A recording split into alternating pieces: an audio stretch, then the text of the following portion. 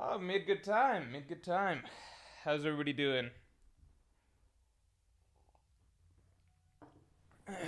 Hello, hello, hello. How's everybody doing? How's everybody doing? Testing, testing. 1, 2, 3.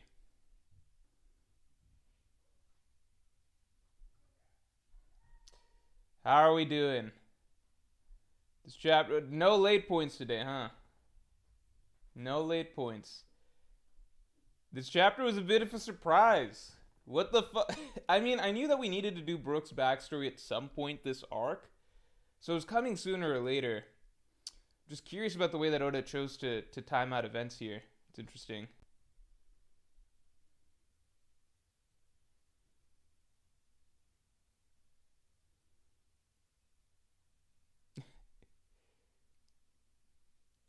Oh, low volume? Hello, hello, testing, testing. No, the volume should be fine. Maybe I just move it a little bit closer to myself. Testing. Hello, hello, hello. That's strange. Testing, testing. 1, 2, 3, 1, 2, 3. Hello, hello, hello. Oh, let me fiddle with this thing.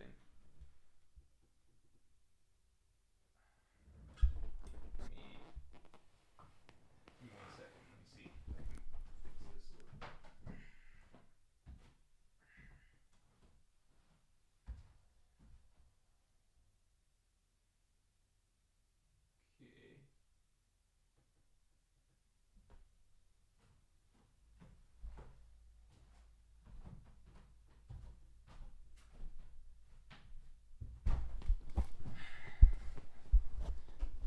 Hello, hello, hello. Testing, testing. Testing, testing. 1, 2, 3, 1, 2, 3. No, it's about the same. Fuck. If I mess with the other one. Testing, testing. 1, 2, 3. Hello, hello, hello.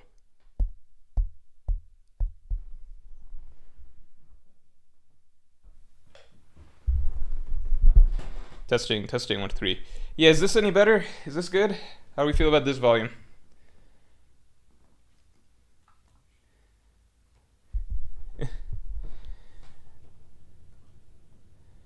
Yeah, I don't know what's gonna happen with Usopp here. I'm genuinely very confused. I'm very confused.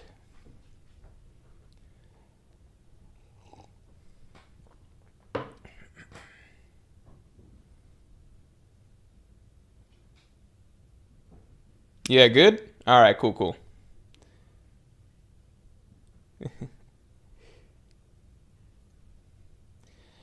So people are okay. I hate that we went to another flashback in the middle of this big fight, and the story is about another princess. Seriously, can Oda show any originality with his writing? Okay, what I would say is this. What I would say is this. Okay, I think, and I talked about this in my chapter review, which I just recorded. I would just like to remind people. So far, I think Oda's had a. I think in recent times, right? In recent times, Oda has had a pretty good track record when it comes to the timing of his flashbacks. I think whenever a flashback starts, pretty much no matter what, you're always going to feel like, okay, the story is coming to a halt, right? It never feels good at the beginning. But I think usually once the flashback concludes, then you're like, oh shit, he did it at the perfect time. This made the story so much better, and it makes you more excited for the fight that's about to happen, right? So just a quick reminder, I think Oda's been good with this in the last couple arcs, okay? So what happened literally just earlier this arc, right? Just earlier this arc, we had a very similar scenario where, a very, very similar scenario, right? Where it seemed like the big battle of Elbaf was starting, right? Emu had just arrived, like Emu had just possessed Gunko. Remember how crazy hype that was? So Emu had possessed Gunko, started dominating, reversing all the giants. Everyone was going crazy. I remember the reactions to the chapter when that first happened. Like everyone was fucking losing their mind. It was like, holy shit, what's gonna happen? Luffy and Loki were sensing it. They were like, we're gonna go upstairs to go fight him. Zoro and Sanji, like Gaban's telling them like, you guys need to get better at Conqueror's Haki and stuff. So everybody's got all these like theories and is excited about like all the fights that are about to come. Like we are in the middle of the Battle of Elbaf, right? So, you know, the Holy Knights are there. The Straw Hats upstairs have been captured, right? Gaban just got defeated. Emu's there. Everything's set for Loki and the Monster Trio to go upstairs to fight. And then Loki starts talking about his past. And there's, like, everybody's just like, oh, shit. Like, we wanted to know more about Loki's past, but right then, everybody was like, okay, we're stuck in this flashback for a bit. You can go back and look at the reactions, but there was kind of that sort of feeling. But then Rocks showed up, like 2 chapters into Loki's flashback, and everyone was like, oh shit, Rocks, this is exciting. And then we started heading towards the God Valley flashback, and suddenly everyone was like, this shit's way more exciting than Elbaf, right? Like, at like the whole God Valley section, everybody was like, that was like peak excitement and peak hype for the community. And then we got the whole conflict with Emu, and then that transitioned into the whole Herald situation and Loki versus Herald. And then after all of that wrapped up, like an all-time great flashback, then we came back to Elbaf, and suddenly it was like, okay, the whole Elbaf scenario just became 10 times more interesting and exciting than it already was. Because now we actually have context on what's going on here. We have context on Emu. We've actually met Emu. We understand what's going on behind this, like the legacy of Rocks and Herald and how that's played into Elbaf's lore. We understand how strong Emu is to some degree now, so we're more excited to see Luffy and Loki fight him. Like, everything, nobody's complaining about, in hindsight, nobody's complaining about that sort of story structure, right? In the moment when the flashback started, it felt like, okay, are we really going to have to just hear about Loki's past right now? But it covered so much interesting stuff, and it made the coming battle with Emu much, much more interesting, because we learned more, we got more context, it was more exciting, right? We saw all the old legends try to fight Emu, and we saw how Emu had turned Rocks and Herald into his puppets and everything like that. That gives a lot more weight to getting to see Luffy and Loki try to fight Emu today. So Oda did a good job with placing that flashback right there, even though it was right in the middle of an exciting period of the story, right? And then if you go one arc back to Egghead Island, it's the same thing. We're getting so much crazy shit. The Battle of Egghead's taking place.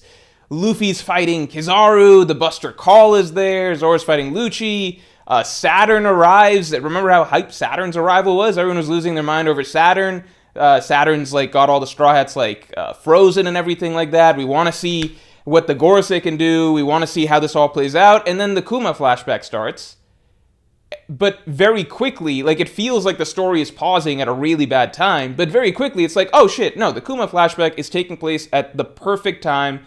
Again, one of the all-time great flashbacks in One Piece, and it gives a lot more weight to the current narrative, right?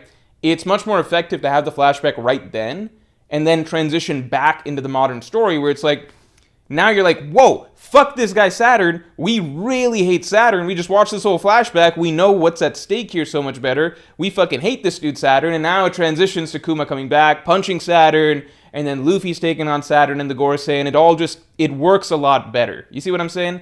So I get it. It's like, why is Oda doing this right here? But Oda, I would like to say, I'm giving him the benefit of the doubt, because he's done this a couple times now, and it's worked both times, you know? I think it's good.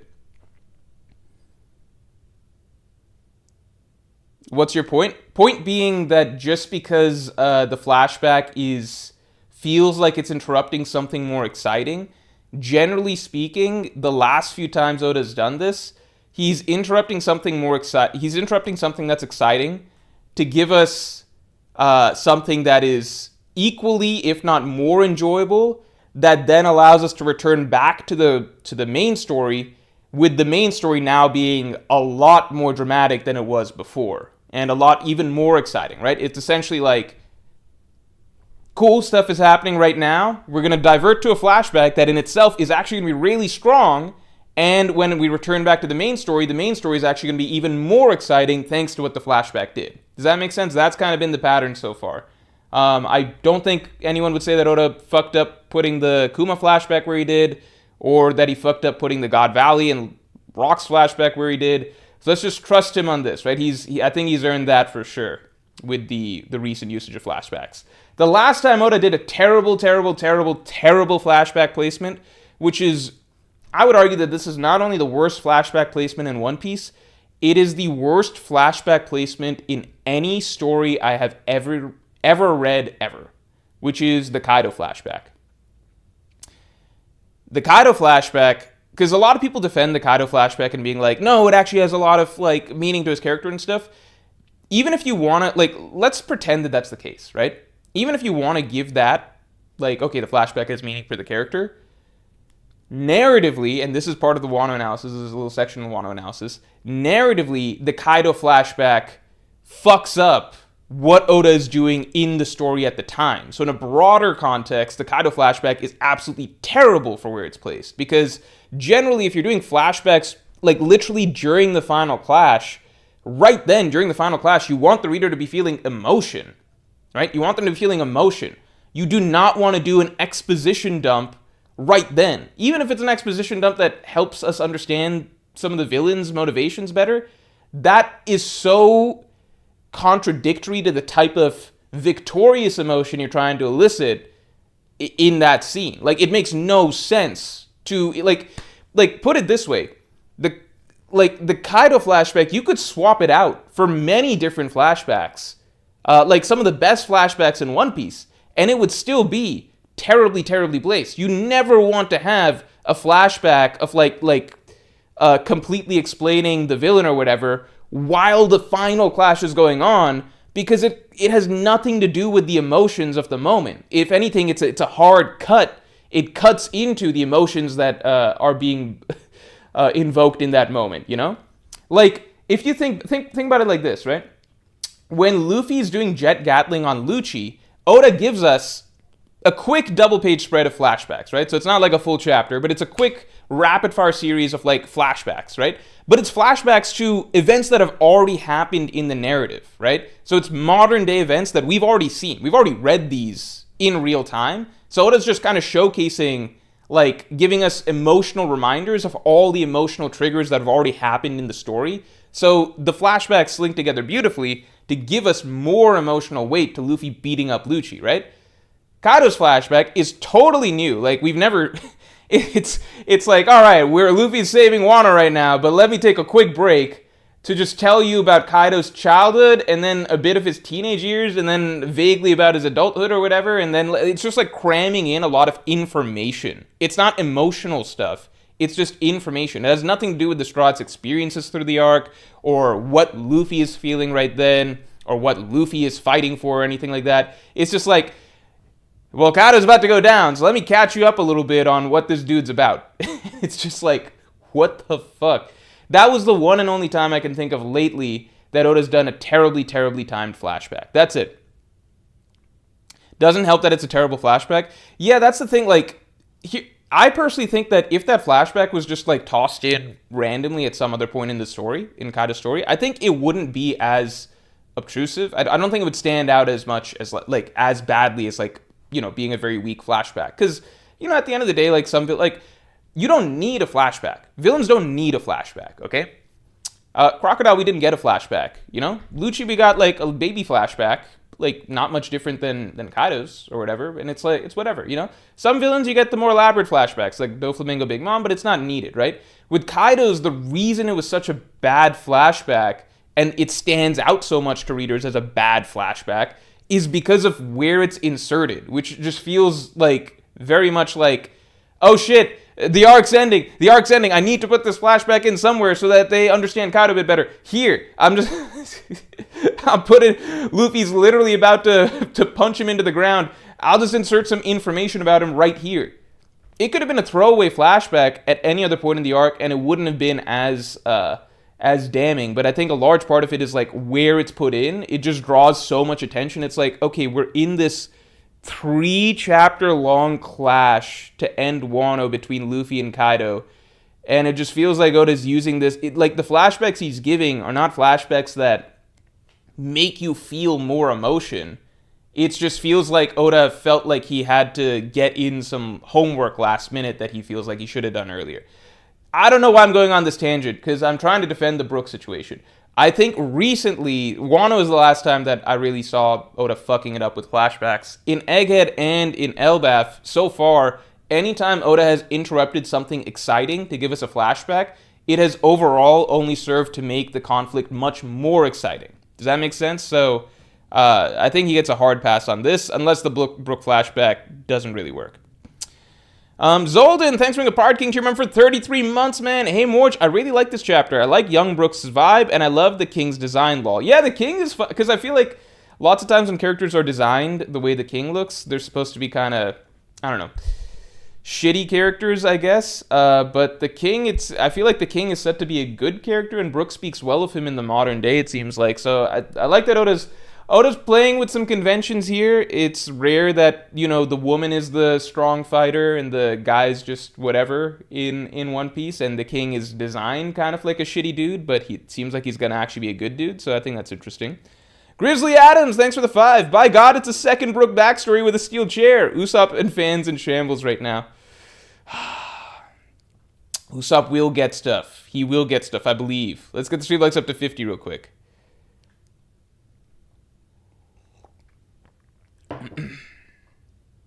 Apple Killer 2308, thanks for the 5. What do you think of Brook's silhouette jump panel? It can't just be a homage to Joy Boy. There must be more to it. I feel like it might just be a homage to Joy Boy. I think so. I don't know. I think it might just be a what do you call? I think it might just be a homage to Joy Boy. I don't think it's anything. I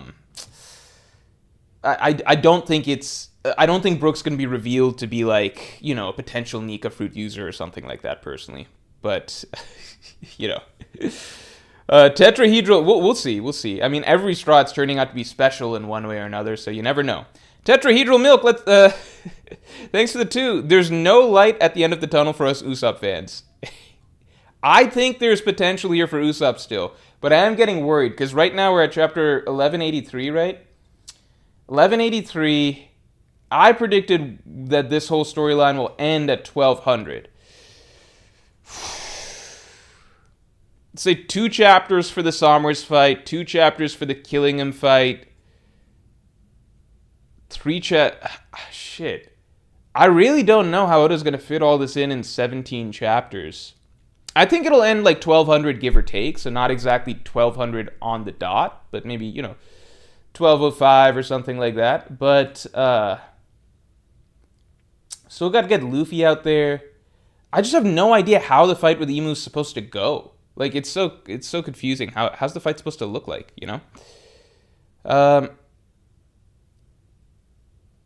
And yeah, fitting in a big Usopp moment amidst all this, I have no idea. 17 chapters is a lot in a sense, but it depends. Because, okay, let me go back and let's take a look at Thriller Bark real quick. Where are we at? So the fight with Moria ended around chapter 490, I want to say. Oh, no, 480. 480, I want to say. Yeah, the whole thing wraps at around 480, 481. So what's going on 17 chapters prior? So let's go to 463. Let's go to 465 just to be generous. All right, so how much can we fit in? Okay, so at that point, Oda was still wrapping the fights between the Straw Hats and Moria's crew. So like Luffy versus Perona. Aespa comeback, thanks for the 5. I'm devastated that Brook is a Heroes type. I hope there's more to his character than just he was such a good guy who got screwed. What do you mean? He was such a good guy who got... I think... I don't want to make assumptions about what happened with Brook just yet. I think we got to wait and see. I'm genuinely curious to see what Brook's original character turns out to be like. Because one thing I have with Brook's... Okay, so I think a lot of people love Brook's first flashback, and for a lot of people it's one of their favorite flashbacks in the story. I maintain that I feel like I still didn't really get to know Brook that well in his first flashback, because I think people who experienced Brook's flashback in the anime first have more of a soft spot in their heart for it, because the anime expands and it's able to do things with music that the manga can't. In the manga, Brook's flashback, it's like fast. It's a montage mostly. I think I don't like flashbacks as much when they're just a very quick montage and you can't really sit in scenes with the characters. So Brook's flashback kind of flies by really fast. And of course the scene, like the final scene of it where everyone's dying, is really well done. But I never felt as connected to Brook as a character, because if you look at other flashbacks, like a Robin flashback or a Chopper flashback, it's not just a montage that's flying through. You have scenes of Robin just sitting and talking to Saul for, a full chapter, or like Robin sitting and talking, or Robin just talking and interacting with the scholars, right? So you get more of a feel of her as a character. And the scenes of, like, you know, the burning of O'Hara and everything, that's not a montage either. You get to really walk through that whole experience with Robin. Same with Chopper. There are segments of the Chopper backstory that are montage, but you get lots of scenes of him just sitting and talking to Heroic, and scenes of him, you know, like interacting for a long period of time. With the Brook flashback, it just goes by. It goes by really fast. I find that those types of flashbacks are effective if it's supposed to be a short-term character. Like, let's say Senor Pink, right? Senor Pink's flashback, really fast. It's a montage, takes about 3/4 of a chapter or something like that. So Senor Pink is very fast. But Senor Pink's a minor character, right? So it's not like we need to really deeply connect or like deeply understand the character to because he's going to be a permanent figure or anything like that, right? We can feel for, we just are made to feel for his story. With Brook, similarly, I was made to feel for his story, but I still feel like his flashback, I didn't really get a deep understanding of his character or a deep look at who his character is, in a sense. So this feels like it will go a long way towards humanizing Brook, at least for me. It's subjective for everybody, right? So some people might not feel like Brook needs anything more. I feel like for me, this feels like a flashback where I'll just get to see Brook, like, as a person rather than, you know, as a member of the Rumbar Pirates. Let's get the show notes up to 50 real quick, because we're almost there. Does that make sense? Why is the review live? Oh, shit. It's supposed to be discussion. My bad. My bad. Wrong title. Ceiling Stains, thanks for the 10. Just graduated. Thank you for years of entertainment. Oh, awesome, man. Congrats. What's your major? With the new flashback, this could be a redo of the CP9 plot, where Brook's kingdom has some vital piece of music that the world government is after. The new flashback, this could be a redo of the CP9 plot. This could be a redo of the CP9 plot. Oh, yeah, that could be interesting. A vital piece of music. I never thought about that. That's really interesting.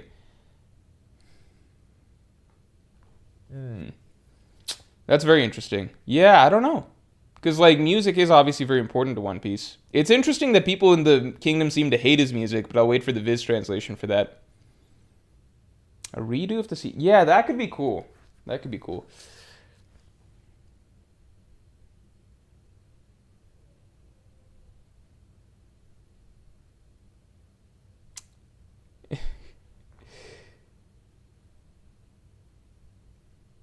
Yeah, I'm very curious what... So, I know people are saying... I saw some comments about, like... I'm seeing some comments about we're getting another princess, yada yada. I feel like... how do I say this? I feel like there is some slight difference to this, in the sense that... I mean, we know that Oda likes to go back to old, reliable storylines. So one thing I was thinking, and I talk about this in the review, but there is a unique aspect to the type of story that we could get here, because I feel like in One Piece, it's rare. Most flashbacks tend to involve... most tragic flashbacks, right, tend to involve a character who already doesn't have much experiencing tragedy, right? So like a Nami, a Robin, a Chopper, a Law, you know, Bonnie, Kuma, etc., right? I feel like this flashback could be really interesting because I think it's one of the rare flashbacks where it starts with seemingly like the Shuri is a character who has everything, you know? Like, she's a princess, right? But she also has two loving parents, right? It's not like Sanji, who is a prince, but he was fucking abused and stuff, right? Like, she's genuinely happy. She has two loving parents. She's a princess, yada yada. She's got Brook. It seems genuinely really happy. Like, it seems very idyllic, you know? I think that there is a different angle there, especially considering we know what happens to her. She gets blamed for her parents' death, right? She is turned into a servant of the Celestial Dragons, and she's essentially become a slave that has lived on for the last you know, 70 something years. So I think that there is another level of dark that Oda can go to here. I do get that, you know, it's another princess storyline and everything, but we haven't really had a princess. Like, the princess storylines that we've had are not really the same, I would say. You know? I don't know. I get that there is princess fatigue here, but yeah.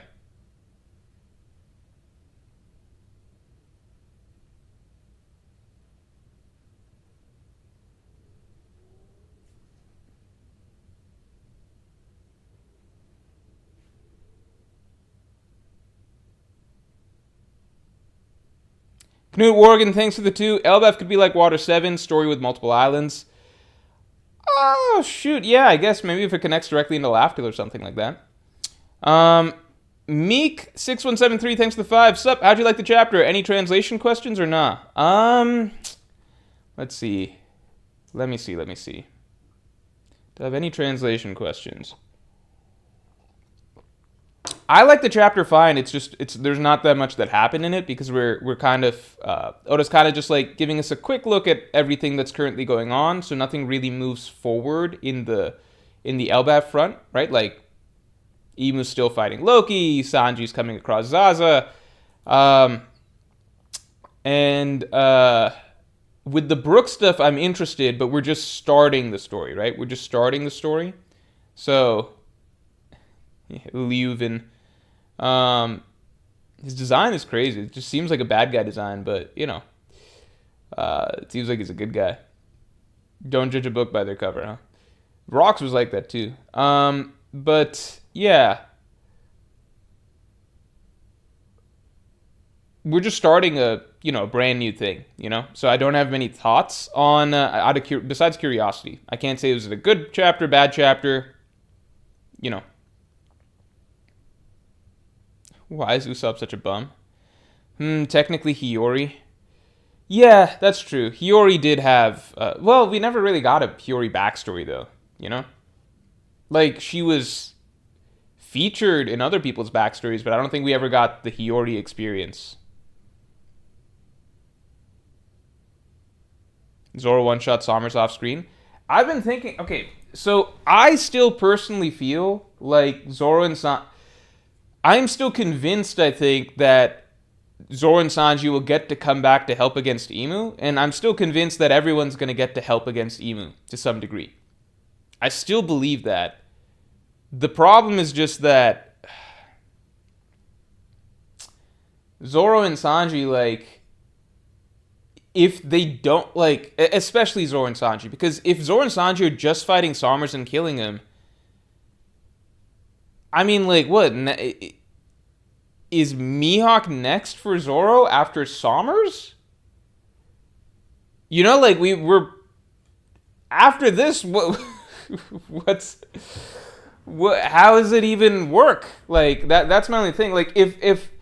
My view is basically, if killing him is just an excuse for Sanji to awaken his Conqueror's Haki, and if Somers is just an excuse for Zoro to kind of, like, get control of his Conqueror's Haki, and so they're kind of not super difficult opponents, just kind of checking off a box. And then from there, they can circle back to help against Imu. That would be cool. And that really getting to see them up against Imu, that to me sets them up in a good position for whatever they need to do in the final war. But if they're just getting a Somers fight and a Killing Him fight, what does Zoro do against Mihawk next arc? Like, just die? I don't get it. Bonnie, technically. But Bonnie's life didn't start good. It started, poor and having to live inside. So, what I'm saying is, like, a character who starts with everything, right? And then turns into a slave, that is something I don't think we've seen before. So I think that that's particularly interesting. Zoro's only fought weaker opponents since Wano. King, greater than Lucci, greater than Somers. That is arguably true. I mean, we don't have any metrics to scale Somers versus Lucci. I don't think Lucci's way weak, or I don't think Somers is I don't know how he scale based Sommers. I mean, I think Sommers would beat Lucci, but that's just because of regeneration, right? Um, I don't know how we don't really have any metrics to scale Sommers against.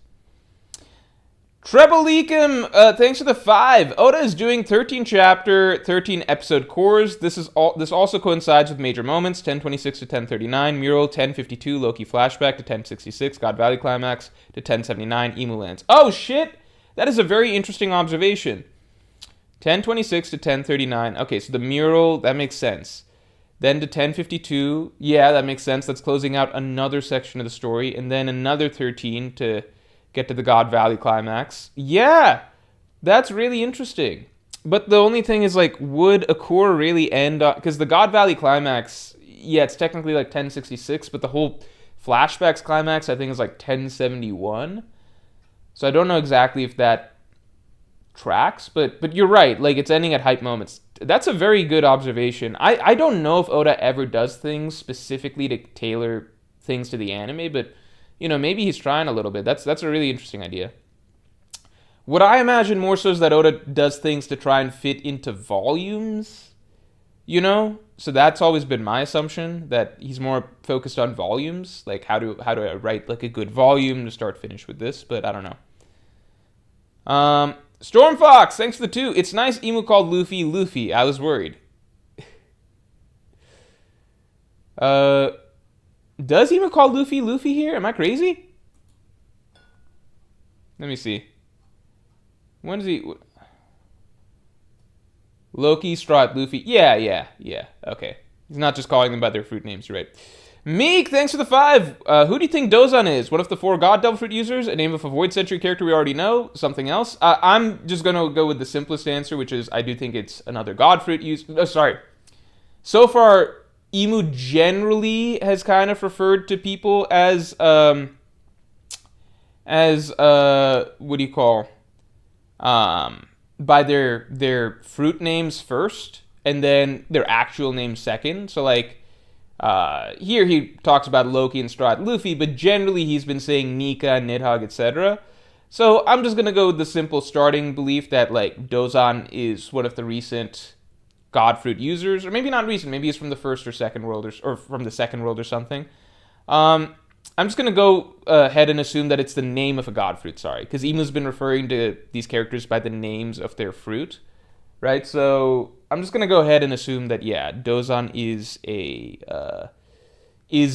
the name of a deity, right? And so by order of elimination, can't be Nika, can't be Zaza, right? Or not the rain sun god, not the rain god. Therefore, maybe Dozan is, my feeling is the Earth God. I elaborate on that more in my chapter review, but my guess is going to be the Earth God.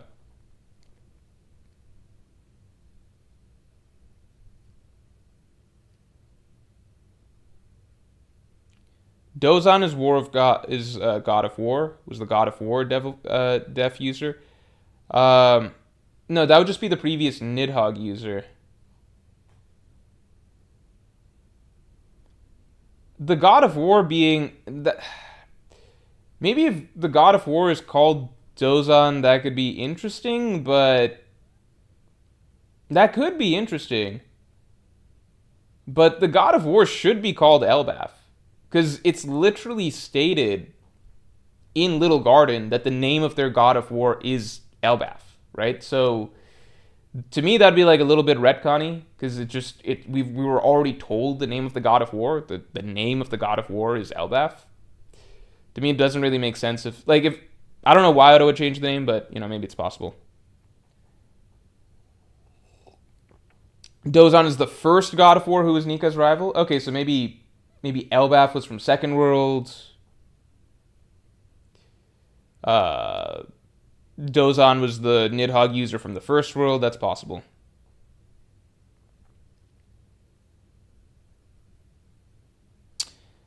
Cameria Scene says, Morge, what's your favorite flashback in all of fiction? The Robin flashback. Ugh. That's why it hurts so much, the Saul situation. I think I've slowly mentally healed from it a little bit. In that, I truly thought that it ruined my favorite flashback of all time. And it still has. but I've mentally healed in the sense that I can just pretend that Saul dies there. So I've convinced myself that it's the case. Like, I've convinced myself that if I go back and watch that flashback again, I can turn my brain on. Like, my childhood nostalgia is so deep for that I think those emotions are always going to be roughly the same, so long as I pretend when I'm watching it again that that Oda's not just doing the cheapest thing a writer could possibly do, you know? Maybe Elbaf is his nickname like Straw Hat. Yeah, that's possible.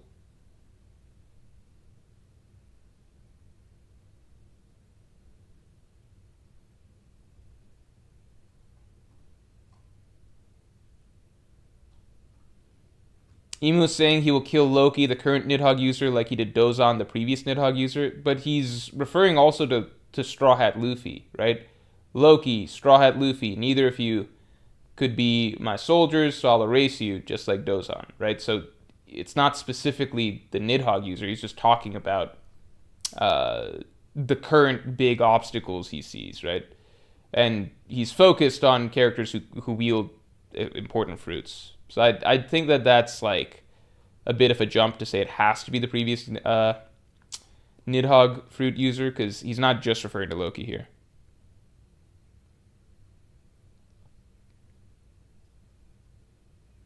What if Saul gets a god fruit and is now unignorable?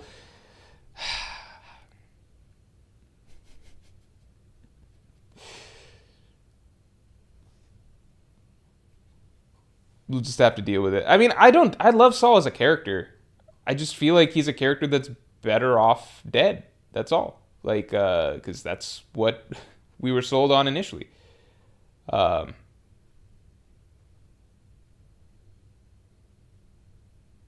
was talking about Ragnar and the previous Nidhogg user before saying it. No, he says Loki, ... Straw Hat Luffy, ... Neither of you could ever be my soldiers, so I'll erase you, just like I did with Dozan. So what do you... I mean, before that, he's talking about Ragnar, but then he goes on to talk about... He's saying Loki, Straw Hat Luffy, so he's listing general characters right now who he wanted to be his soldiers, but is now saying that, you know, they wouldn't be his soldiers, just like Dozan, so kill them, you know? Yeah, before saying that. Yeah, but that's a separate train of thought. He's... The train of thought that he's specifically saying here, before he mentions Dozan, is you two, Loki and Luffy, neither of you could be my soldiers, so I'll kill you just like I did Dozan, right? That's its own train of thought right there, right? The Ragnar's a separate previous train of thought.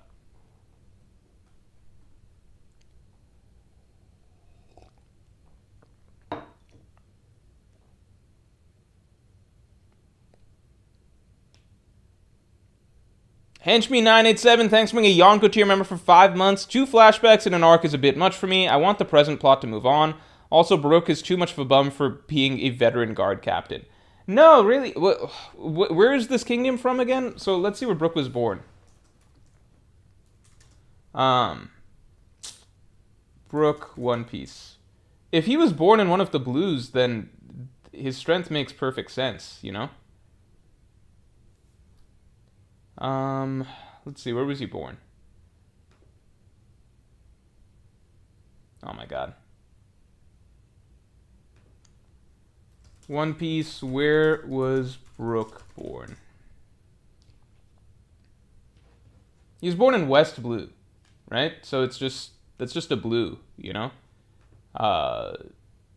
There's literally great. I think because we're so used to the New World now, it's easy to forget that pretty much everywhere, like, the New World is a lot stronger than, like, the first half of the Grand Line, and then the first half of the Grand Line is generally a lot stronger than basic blues, you know? Brook's strength pretty much tracks for, like, just think about the kingdoms that we've been to in the Grand Line, right? Like, their captain of the guards fucking suck. Like, Dalton, In the grand scheme of things, of course, right? Dalton, Pell, these aren't exactly like hockey masters or anything like that, right? Brook is pretty much exactly the level of strength that would make sense.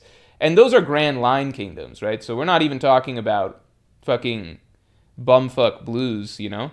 The blues do have randomly some strong characters. So for example, like Germa, right? By the standards of like not grand line, Germa was like ridiculously like Judge's Judge is a New World level character that was just hanging around in fucking, what was it, North Blue or whatever, right? So that's not common, but for the most part, we've seen it throughout the first half of the Grand Line. Pretty much every kingdom you go to, their guards are ass,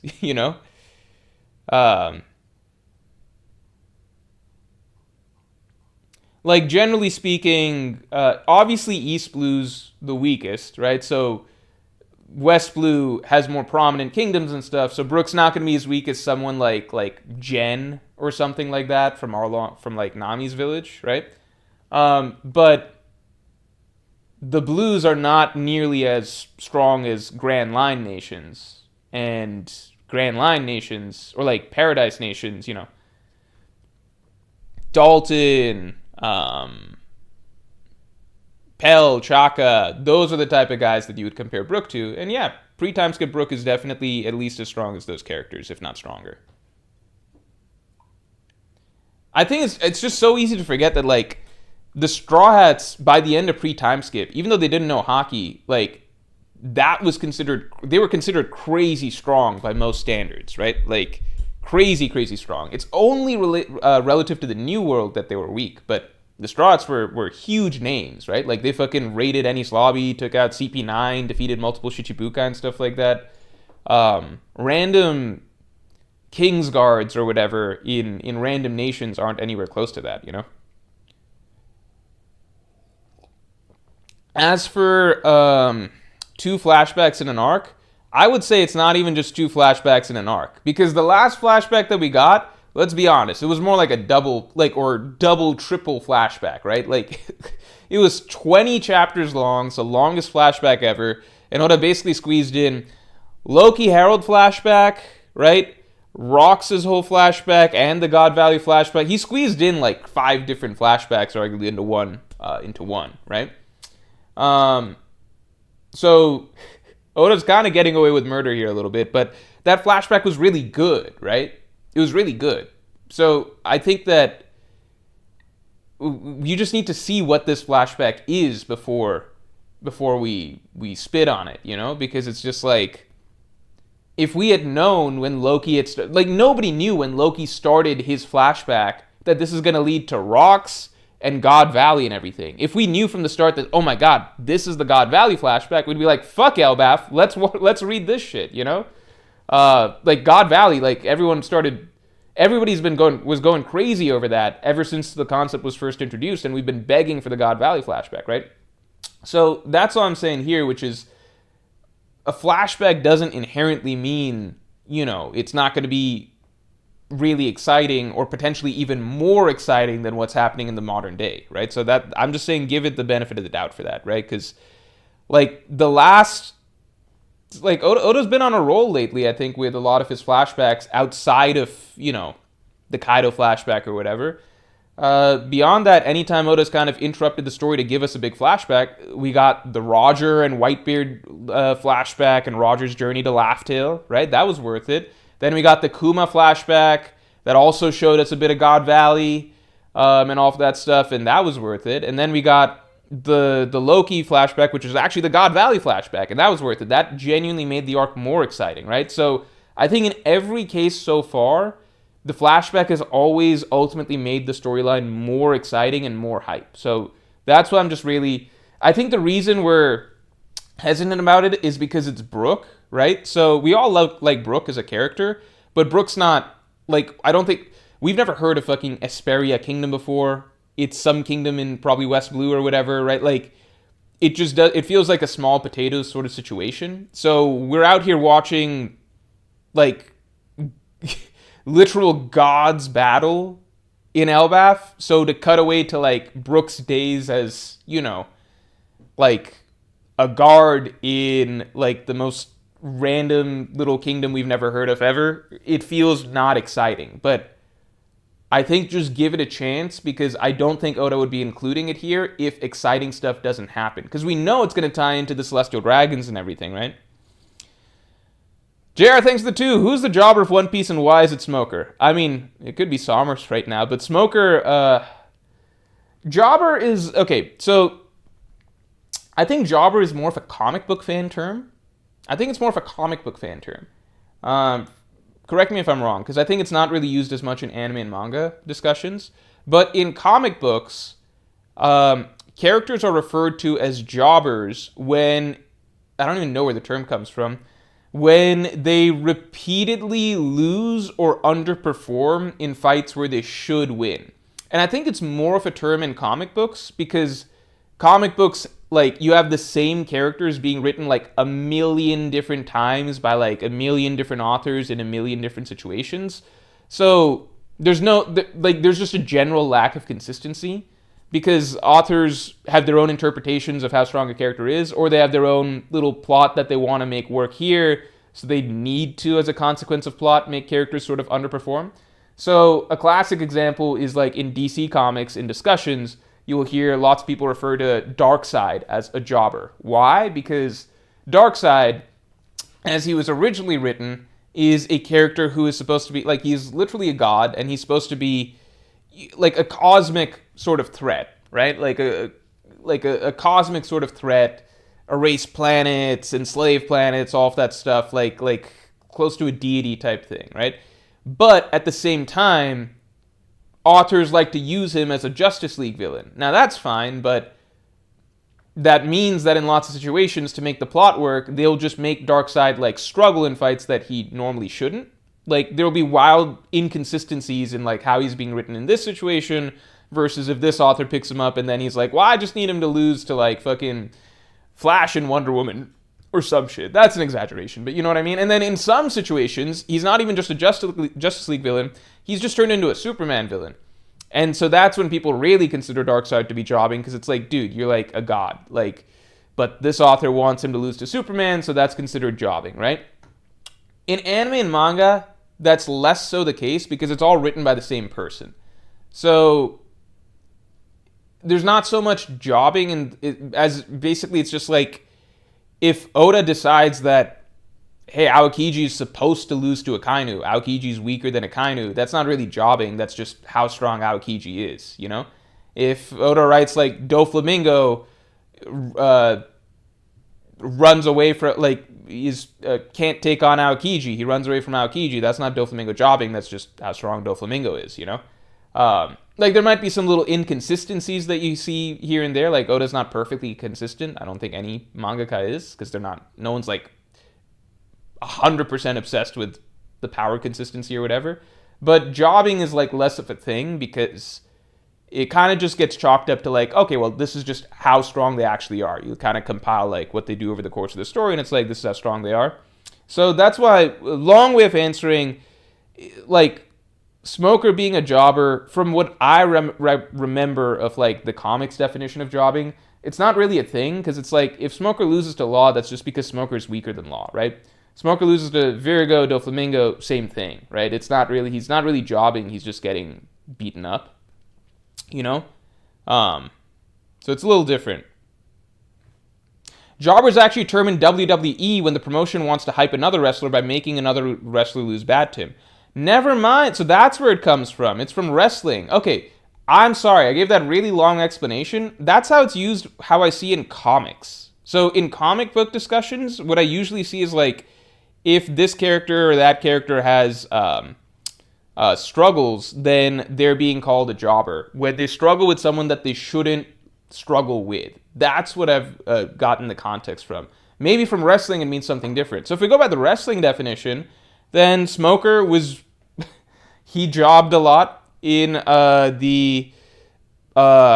think he got hype tooled to a ridiculous, like, he got hyped, like, he was just used as a hype tool over and over in Punk Hazard. Law, Virgo, Doflamingo, right? Just back to back to back. That's pretty bad, right? None of those individuals. I think Sanji can often be treated like that. I think who else?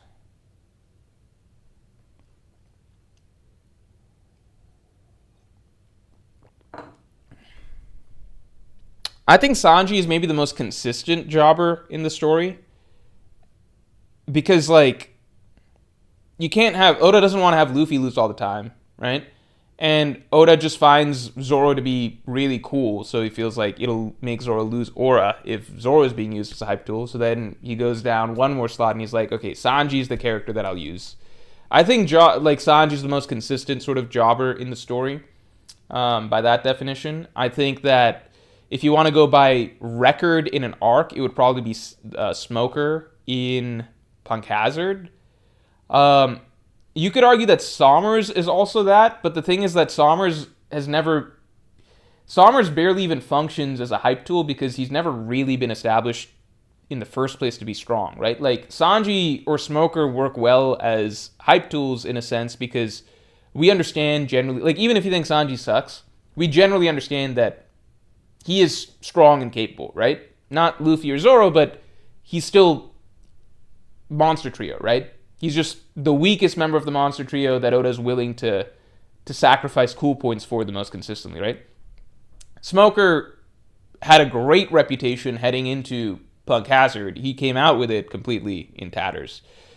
Grizzly Adams, thanks for the 2. Judge top 5 outside of Grand Line. Yeah, I mean, like, outside of Grand Line, Judge would be a monster, you know? Like you have to remember just standards, like even in the Grand Line itself, like in Paradise, which is on a totally different level than the Blues. In the context of that, like Luffy is considered an apex predator, you know? Like pre-time skip Luffy. Pre-time skip Luffy, Zoro, Sanji, the Supernovas, they were the apex predators of the Grand Line. Like they were the ones that everyone would like run in fear of, like they're the ones that everyone would hype up. They're the legends of the Paradise section of the Grand Line, right? Judge is like 50 times stronger than them, you know? Top tier Treviso, thanks for the 2. Morge, is that Wano now it's ready? 2 weeks left. It just don't ask me questions. Don't ask me questions about that. You'll see when you see. Kakashi Snitch 9, thanks for the 5. Morge, do you believe in aliens and think they might exist out there? I definitely believe in aliens. I think that the universe is too big for, like, it's the most generic answer ever, but the universe is too big for aliens to not exist elsewhere. But it's also so big that it's unlikely that we in our lifetimes will ever interact with them, so yeah. Sheriff Laffy, thanks for being a Yonko tier member for 44 months. Could Candle be a devoted blade of God and a Monmare, but living like homing among humans? Explains why Gunko gets taken. She dresses like one almost. That would be crazy if Candle sucks. That would be crazy. Oh, Blackbeard. Blackbeard's kind of a jobber. It's complicated. Blackbeard, you know what? Blackbeard fits the comic book forum sort of definition of a jobber. In that Blackbeard, in terms of how strong he should be, he eats a lot of shit relative to how strong and capable he should be. Does that make sense? And that's acknowledged in story even, right? So by the definition I was talking about earlier, by how comic book fans tend to refer to characters jobbing, Blackbeard is the ultimate jobber in One Piece. Sheriff Laffy, thanks for being a Yonko tier member for 44 months, man. Oh, no, we covered that. Sorry. My brain went on loop. Grizzly Adams, thanks for the 5. I will happily welcome character development for the Strats in any context and at any time, no matter what. Also, Jack is the jobber of One Piece. I fucking forgot about Jack. But is Jack really... But, like, by wrestling terms, I don't think... Here's how I'd put it. Okay, so by the wrestling terms, which is, like, having someone lose to somebody else to hype them up, Sanji is the most consistent jobber in the story, by far, right? Oda just does that to him arc after arc, okay? Consistently throughout the story, that's Sanji. I'd say in a single arc, the record is Smoker, okay? All right? Now, if we go by... I don't think that Jack falls into that category because I don't think that Jack ever lost that much to really hype other characters up. He only really did against like Inuarashi, Nekamamushi when they were in Sulong form, and Kaido was like, you're not weak, they're just strong, right? So with Jack, it really only happens once. Beyond that, it's just like, he's portrayed to be about even with Inuarashi, Nekamamushi. In Sulong, they're stronger, right? So with Jack, it just feels like it happens a lot, but it really doesn't. Like, he only... It's just Inuarashi, Nekamamushi. Like, he does fine against them the first time. Ashura Doji, but I still feel like Jack was getting the better of him by the end of their encounter. I think Jack just doesn't have enough showings for it to really be established that that's the case. Now, if we go by comic book sort of uses of the word jobber, which is like a character just consistently consistently having more trouble than they should in spots against other characters, that's Blackbeard. That's Blackbeard.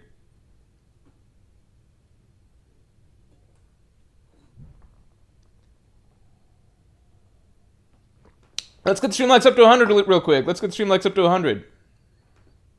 All right, am I caught up on supers here? Oh, wait, no. I'm not caught up on supers. Give me a second.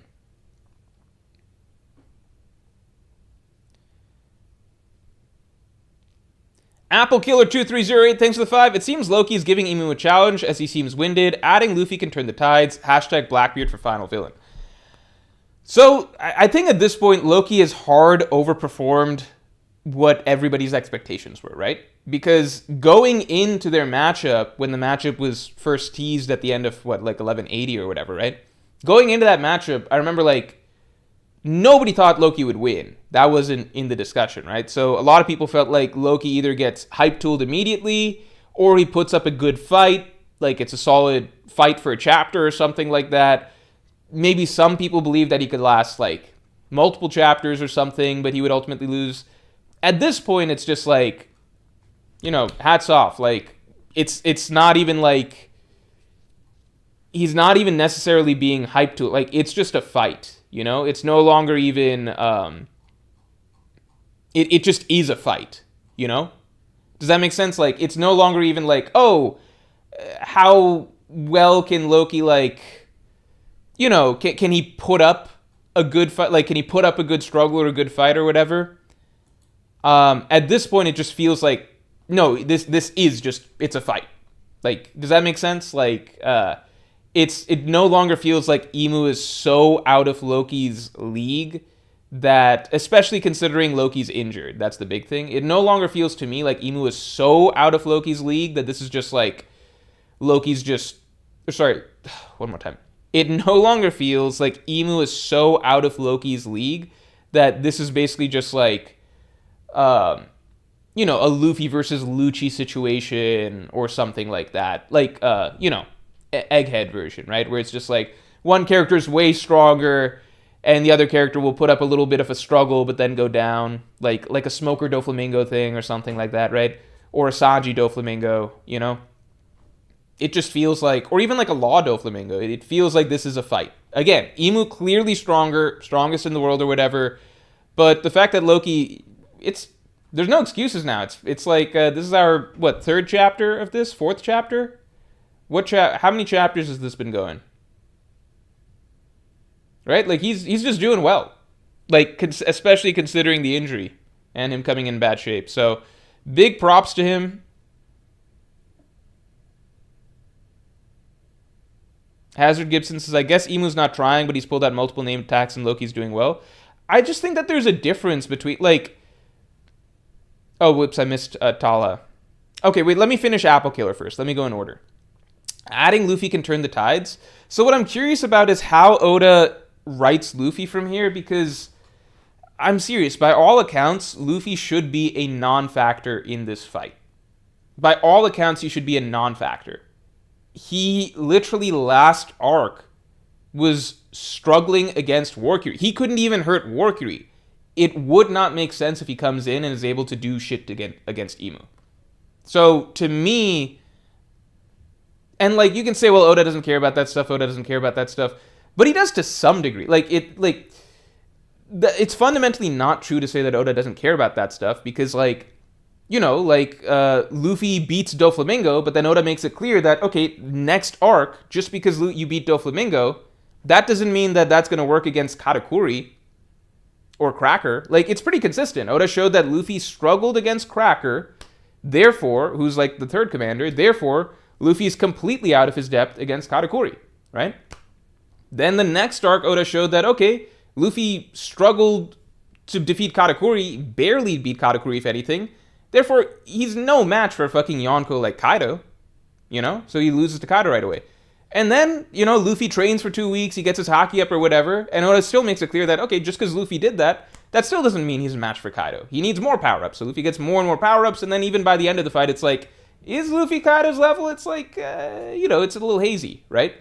I don't think that Oda... I know people say Oda doesn't care about power scaling or whatever, but sincerely, if you just look at Luffy's progression throughout the story, especially in the New World, it's fucking consistent. I don't think that Oda just is just like, you know what? Luffy, you struggled so much against Katakuri, but Act 1 of Wano, you're going to come in and just be beating up Kaido. Or be even effective against... Luffy wasn't even effective against Kaido. You know what I'm saying? I think people go too hard on complaining about power scaling in One Piece. I think a lot of it is also just things not matching their preconceived notions or whatever. A lot of people felt like Imu should just be able to roll Loki over rather than acknowledge that Loki is being portrayed as genuinely on a totally different level than characters like Roger, Whitebeard, Rocks, Herald, etc. Therefore, Loki should be able to be somewhat effective here, So my point being that Oda's been consistent with Luffy's progression so far, right? Egghead didn't seem to give Luffy any sort of a bump or jump, He seems to be roughly the same strength as he was in Wano, maybe a little bit more adept at using Gear 5. Therefore, if Luffy's been at a plateau for a little bit, right, there is no reason Luffy should come in and be as effective or more effective than Loki against Imu. That should not happen. And that's not like a power scaling complaint or anything. That's just literally look at the progression of the story, right? The progression of the story has dictated that Luffy does need to get stronger to go from one threat to the next threat to the next threat, right? And it would be kind of throwing away the premise of Luffy's journey and what we've been watching throughout the New World if Oda just declares that, Luffy can come in and just slap Imu around. It wouldn't make sense. Again, War Curie, Luffy's fucking run away from last arc, right? Can't touch him or can't do shit to him. To doing anything against Imu, it just wouldn't work. Therefore, I think that Luffy needs to come in with showcasing something new. So either Luffy displays greater power than he did before, some sort of a power-up or something like that, or it's going to be how Luffy works in tandem with Loki. Maybe they've got great synergy and teamwork or something like that, or maybe it's a matchup thing. Maybe Luffy's Nika fruit can counter Maki, and then that helps Loki in his battle. Or maybe it's a broader team thing. Maybe Luffy and the Straughts as a whole are able to do something against Imu. Or maybe Luffy just loses. But I don't know if Oda would have Luffy eat so much food just to come in and lose. So that's why it's really up in the air here. I'm very curious how Oda plays this.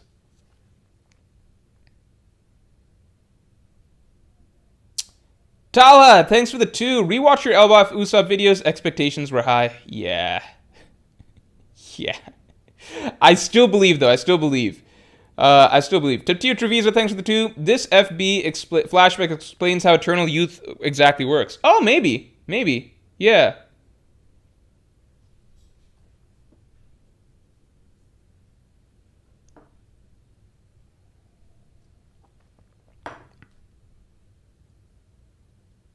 Yeah, I think so. That would be cool. Luffy's top 5 right now in current day? I don't think so. I just don't think so. I don't think Luffy... Because Imu Loki right there, that's clearly top 1 and 2 spots taken. I think Dragon's probably stronger than Luffy right now. I think Shanks is stronger than Luffy right now. I think Mihawk's stronger than Luffy right now. And then that's not even getting into, what do you call? The question marks, which are Shamrock, a Kainu if he got a power up or something like that. I would argue, how do I say this? I would argue that we have not definitively been shown that Luffy is above all of the Gorosei, right? He's obviously above the weaker ones like Saturn and Jupiter and stuff, but there is nothing that was shown to us in Egghead that suggests that Luffy beats Warcury in a straight-up fight. And if Garling is stronger than Warcury, as is kind of being narratively implied, that Garling's the strongest Gorosei, then that drops Luffy yet another spot, right? I don't know how Luffy versus Warcury would go if Luffy really put his mind to it. You know, I'm sure he could pull out better attacks or more Conqueror's Haki or whatever. But I'm just saying that you can't even definitively state that Luffy is above Warcury at this moment in time. Like I would bet on Luffy if I had to. If you asked me like right now, gun to your head, do you think Oda would put Luffy above Warcury right now? I'd be like, I think Oda probably wants Luffy above Warcury right now, but Oda didn't show that last arc. You know what I mean? So I don't know.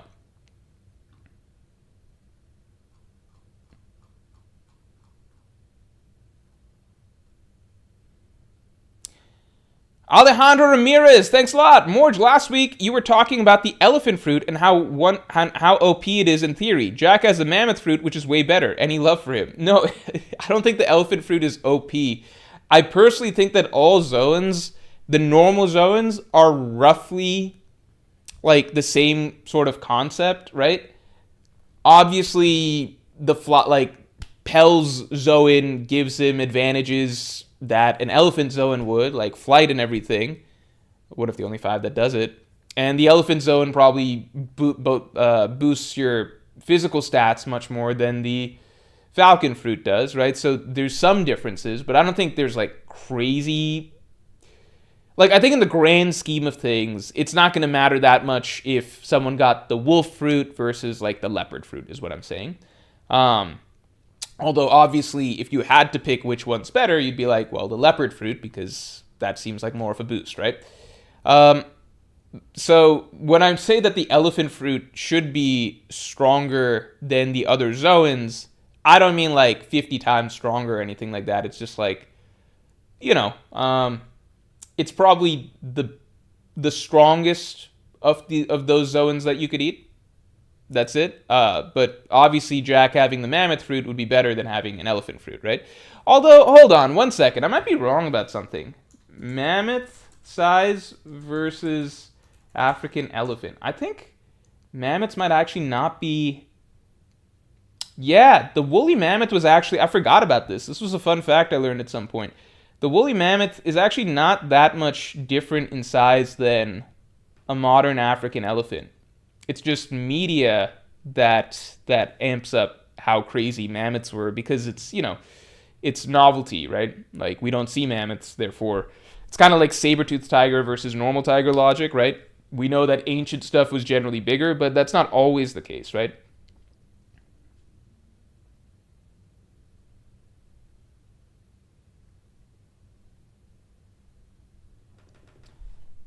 Are mammoths bigger than African elephants? I think it was a lot closer than expected.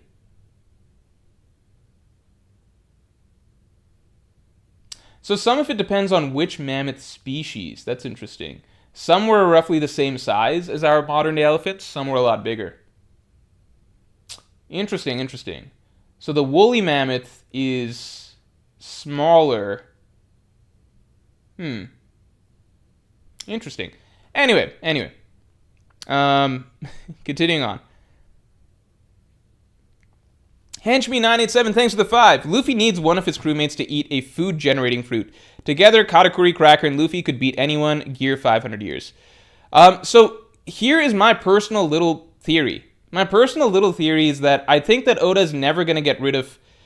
I think Oda's never going to get rid of Gear 5's time limit, and I genuinely think that, because I think it's better for making the plot work, that Luffy has time limits on Gear 5.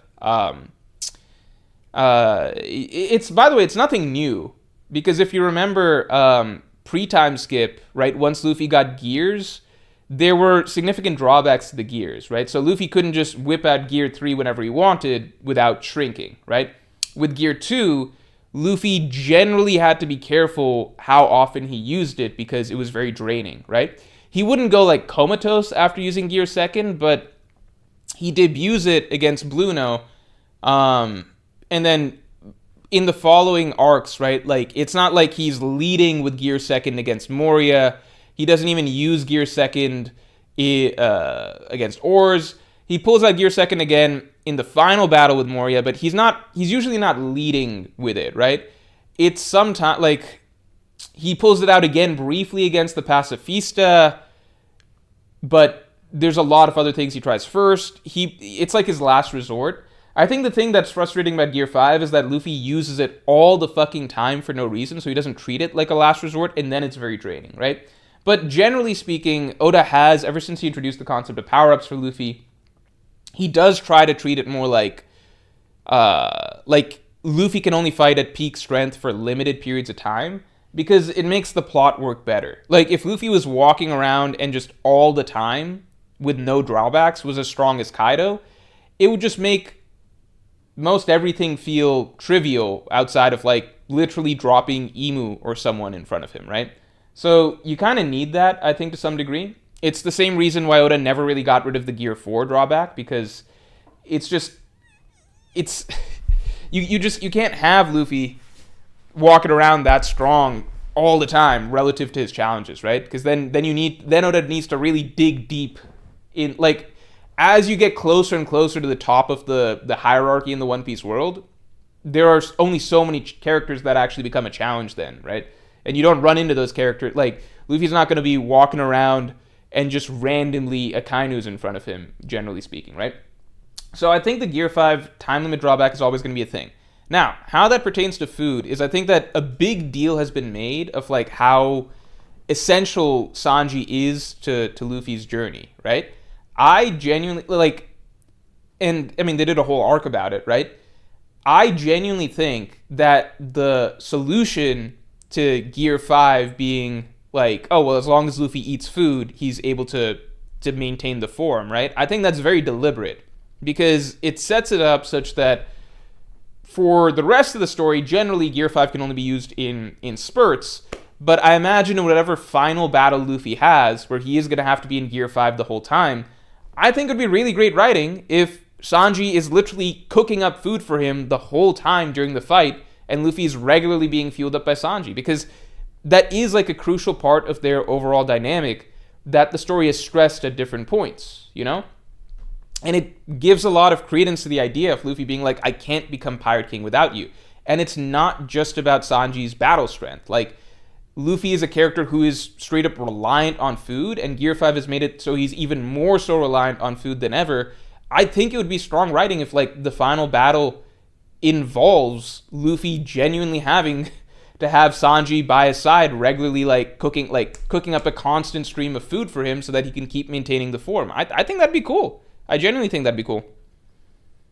I would love to see that. It would give more weight to how much Luffy needs his crew, not just for their strength, but for their specific utilities, you know?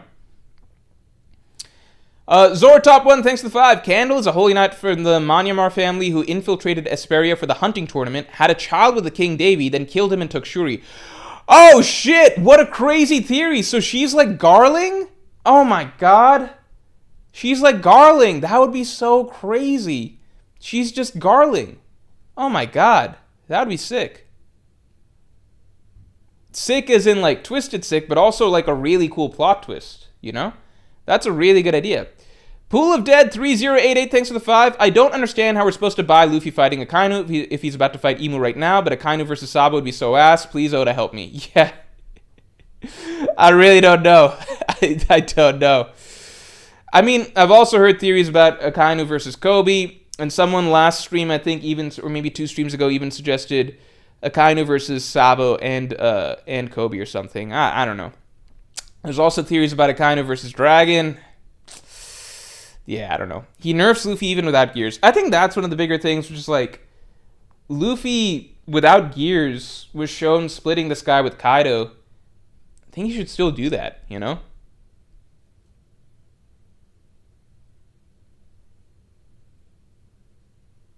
Henchman987 says, that would look so weird for Sanji to just be having a cookout next to the final battle. I don't think so. I think that's One Piece. I think that works. I think it's just One Piece, you know? Sanji's time skip training that resulted in his Okama cooking actually being used? Question mark, yeah. Sabo and Kobe are such ass, though? Yeah. Why can't Blackbeard just be the one to kill Akainu? To me, it just doesn't feel like there's as much there. I don't know. In terms of personal antagonism, there obviously is some. Like, Akainu hates all pirates and stuff, and Blackbeard presumably doesn't like many of the Marines, but it just doesn't feel like Blackbeard, the only time he's even mentioned Akainu's name is when Akainu showed up post Marineford to get back the battleship that they stole, and Blackbeard was like, fuck Akainu, we're gonna leave, you know?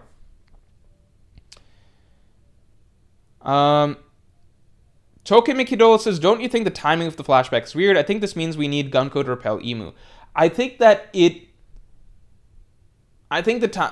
so far Oda's only done these like abrupt flashbacks if like during or right before the conclusion of a battle, if what we learn in the flashback is directly tied to the resolution of the plot.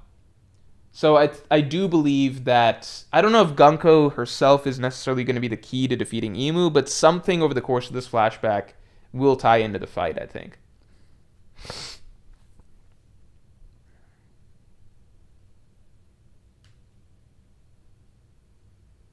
Music and Sanji cooking, final battle is just a barbecue. That'd be funny.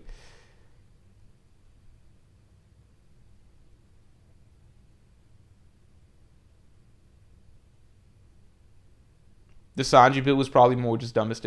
I don't think... Why? We've already seen Luffy needs food to fuel himself for Gear 5.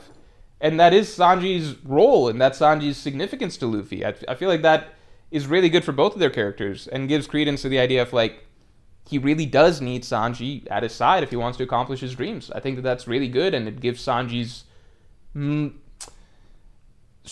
like unique skill of cooking, which is obviously very important in the story symbolically overall, significant relevance in the finale of the whole thing, you know?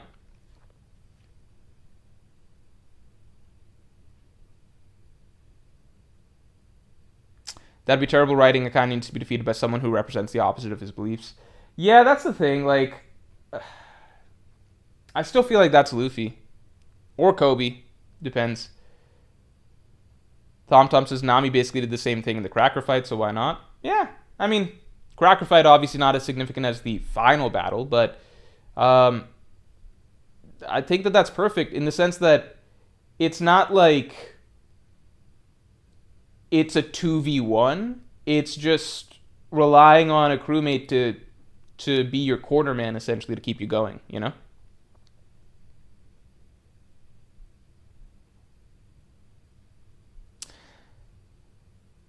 Senator Missile Monkey, or Sir Missile Monkey, I don't know. Thanks for the 5. I think this flashback is being used to give Oda time to... Oh, whoops. Oh my god, the stream just crapped out. Give me a second.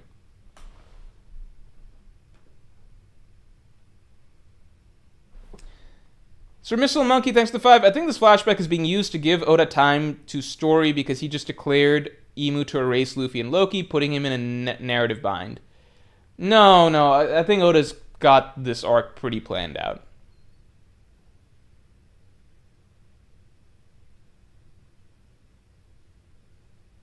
Sanji's still gonna get a fight. I'm not saying that that's just Sanji's role, but I'm saying if you want Sanji to contribute in a way that's unique to him, then that is like, you know, the same way that the rest of the Scrots are presumably going to contribute with their own unique skills. That is like the most burning need Oda could introduce for food for Sanji's personal skill in the story. Like, I don't think it's a coincidence that Gear 5 is the first drawback that Oda's really written where... like, Luffy's had plenty of drawbacks before, right? Can only use Gear 2nd for so long, Gear 3rd, Gear 4th had a drawback. But Gear 5's the first one where Oda's really been stressing, like, no, Luffy needs food to keep fueling this one. Like, it's like a it's literally like his gas tank, right? We've got the world's best cook right there. It's been made clear that he is supposed to be very important, and his cooking skill is supposed to be very important for Luffy to achieve his dreams. What better way to make those things tie together?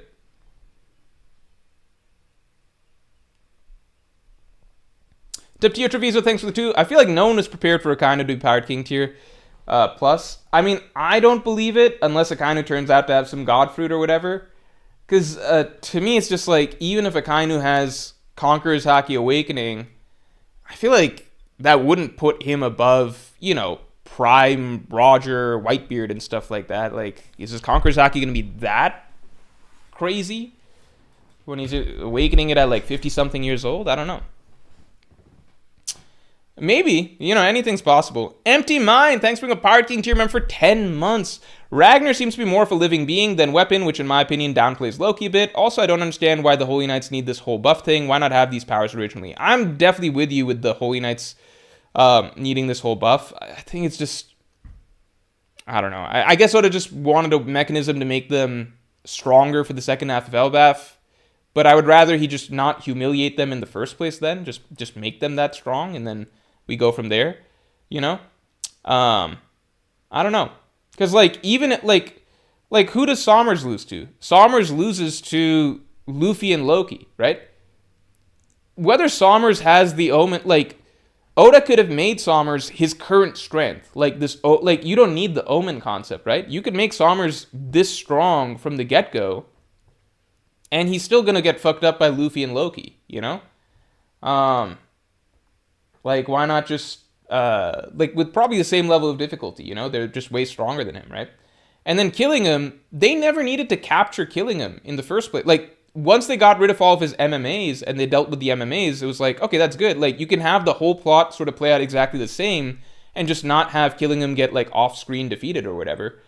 I don't know. I don't know why I would have felt like, no, I'm going to make them, like, weaker, but then get them to full fighting strength after Imu gives them a boost. As for the Ragnar thing, more of a living being than a weapon, which downplays Loki. But Ragnar is Loki's weapon, right? Like, no matter how he's fighting, he's going to be swinging that hammer. Right? So, like, how do you scale Loki if he's not allowed to use Ragnar the hammer? Like, it's just part of his ability set, you know? It's true Ragnar is a living being, but he's technically, like, it's a living hammer, right? So, like, you deal with that as you will, you know? It is ultimately still a hammer that ate the fruit, you know? Like, functionally speaking, Loki is always going to fight wielding the hammer, so I just don't see the point in trying to scale him without that. I guess you could just scale Loki if he's fighting just in his dragon form, because that's the only form in which he doesn't use the hammer. So I guess you could say that, but to me, it's just... I'm not going to try and scale how strong Ragnar is on his own. So I'm just counting Loki and Ragnar as one, you know? Yeah, Omen Sommers probably gets humiliated by Prime really anywhere, to be fair. Yeah, like, that's the thing, like... Sommers could have the amp and still have the same exact result in all of his fights. So I'm like, so why even write in the amp? I don't know. Empty Mind, thanks for the 2. You reckon Roger is even top 10 end of story at this rate? Okay,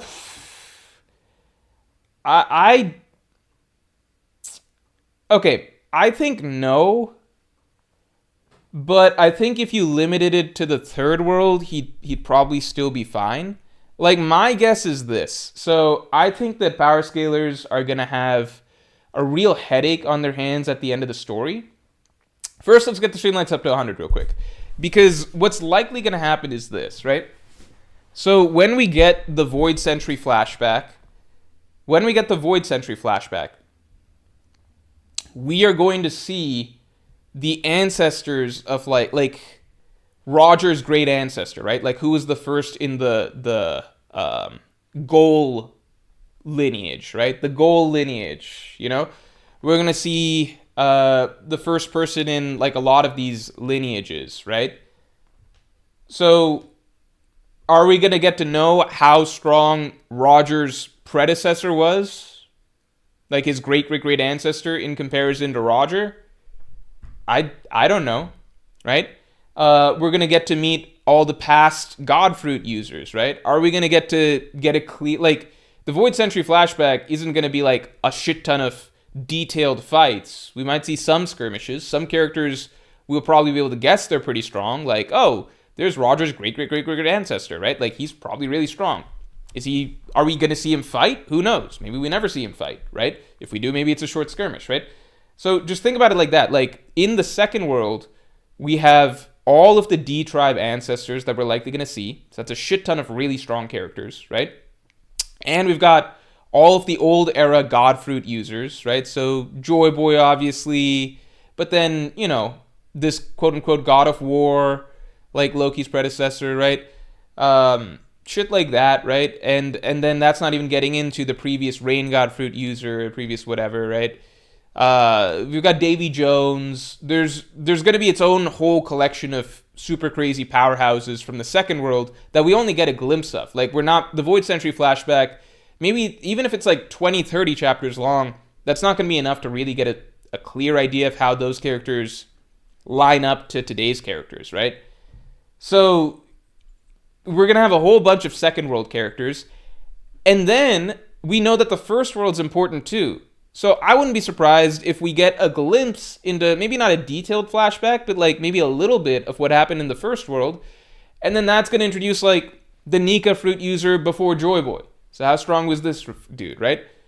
The Earth God fruit user back then, maybe the Nidhogg fruit user back then, stuff like that. Like, you see what I'm saying? It's just, there's going to be a litany of characters that we're being introduced to who we can assume are crazy, crazy strong throughout the course of the end of the story from ancient times.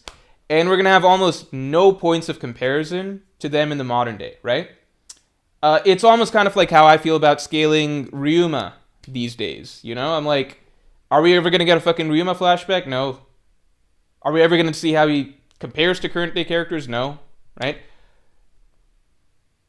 So what do we do with him, right? So my personal feeling is this, or not my personal feeling. I know how I am gonna, if I make like a top 30 list, if I make a top 30 list at the end of the series, I might set certain rules, like only characters from the third world or something like that, you know? Because I'm not interested in guessing how strong Roger's great great great great great great great grandfather was compared to him, you know? Just because he happens to appear in the Void Century flashback, right? I'm not interested in trying to guess how strong, you know, the previous Nidhogg fruit user was compared to Loki, because we're probably not going to get to see that much of him in action. Maybe we do, but you know, what if we don't, right? So I might just go with third world characters, maybe even to keep it really tight, because I don't want to fucking scale Ryuma, I don't want to scale Noland, I don't want to scale Kogara. I might just be like, you know what, last 100 years. That's it. That's the cutoff. I might just do modern day characters. I might just do that. Last 100 years, you know?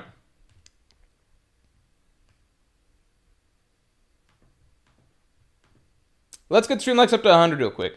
You could make the argument that from characters that we know, because like if you want to get super speculative, you could maybe make the argument currently that we know 10 characters who could arguably be above Roger right now, right? You could make the argument, right? Emu Joy Boy, right off the bat, right? So Emu Joy Boy, and then even ignoring, like, let's not get into characters we've never seen, like Davy Jones or whatever, right? But Emu Joy Boy, Loki, and then from there, it's like, okay, some people think Ryuma, right? Some people think Dragon. Some people think Shanks and therefore Mihawk, right? Some people think Rocks. Some people think, if you think Rocks, then you probably think Harold, right? So we're already getting pretty close to 10 right there, you know? Now, not saying that any of those characters are, besides Emu and Joy Boy, none of those characters are like definitively above Roger. But, you know, like you could pretty quickly pull out a list of like 9 to 10 characters who are arguably above Roger, you know? That's all. Arguably.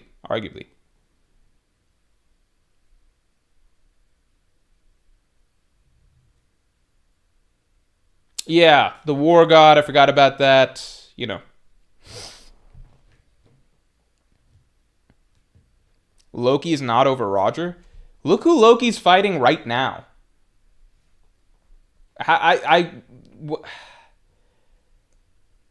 If Luffy shows up in a couple chapters and starts like just beating the shit out of Emu, and it's just because Luffy's straight up strong, not like some special matchup thing like with Eno, right? Then I would change my opinion and be like, okay, something's just not adding up here. You know, we way overestimated Loki or something, right?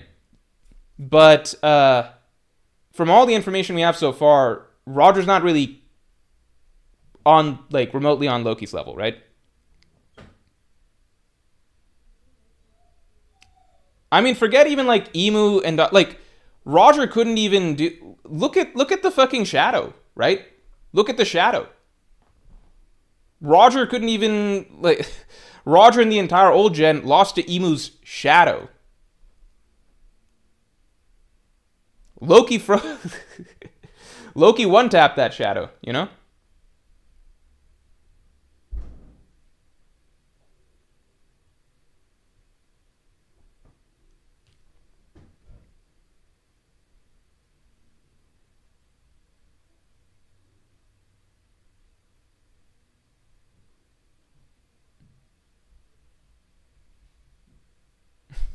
Power Vision said I'm the least technologically savvy of the One Piece YouTubers.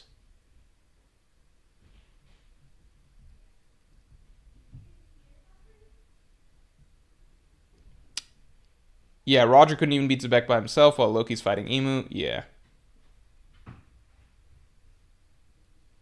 I don't count the shadow. It's pretty clear that was hacks involved, especially. But hacks is an ability, right?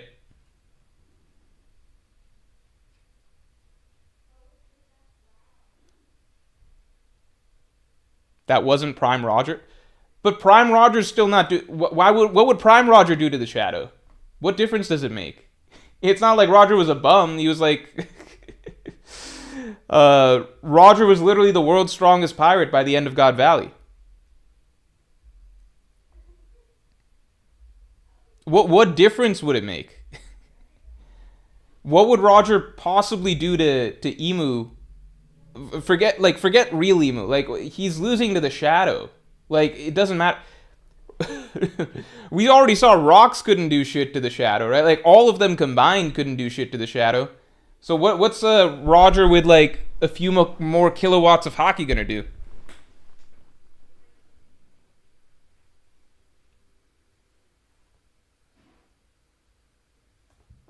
Tiptio Treviso, thanks for the 2. Loki downplay works so well it fools the fan base. I don't know. Yeah, Loki would solo Dami Rocks. Legitimately, all Loki has to do is hit him with Ragnar, and the fight's over. Like, I think that people are really not processing what we learned in this chapter, which is, if Loki hits you once with Ragnar, you lose. Right? Like, before it was kind of vague, because it was just like, okay, we saw that Ragnar basically immediately defeated the shadow that everybody on God Valley couldn't deal with, right? But it was like, okay, well, maybe we don't know yet exactly what the deal is with Ragnar. Then Loki said that, no, Ragnar's ice doesn't break. And we're like, all right, you're saying that, but what does that mean? This chapter, it was pretty much confirmed Ragnar's ice does not break. I don't think people are like, it's kind of crazy because, like, just if you just think about it, right? With everything we'd seen of Loki so far, it was already insane, right? Already absolutely insane, right? The lightning, the dragon, hockey, yada, yada, yada. We know Ragnar's very strong, etc. But this chapter just essentially added another ability to Loki's list, which is like, if he hits you once, if you get hit with one attack, you lose. You know? Skipped a few supers in my members chat. I'm so sorry. Hold on.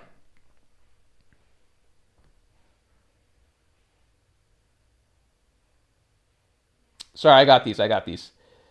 Ignorant Weed, thanks for being a Pirate King tier member for 29 months. Kuma, God Valley, Emu, Loki, it's all great, but somehow seeing a Straw Hat having serious storyline feels even more surreal. Yeah, it's true. It's like, what are you doing, Oda? This isn't a random side character. This is a Straw Hat.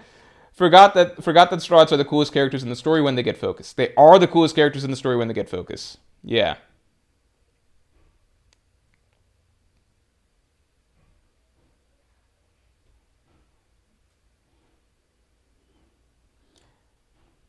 W00Z Beef, thanks for the 5. Seems like Emu has defeated an adversary in Dozan, possibly a previous Godfruit user. Also, I'm loving the Brook and Joyboy imagery. Yeah, the Brook Joyboy panel is really cool. Again, I don't think that necessarily means that Brook is Joyboy. It's kind of the way like Oda showed Kuma in Nika poses a lot, but that doesn't mean that there's anything like destined about that, but it's just, symbolic stuff that's cool.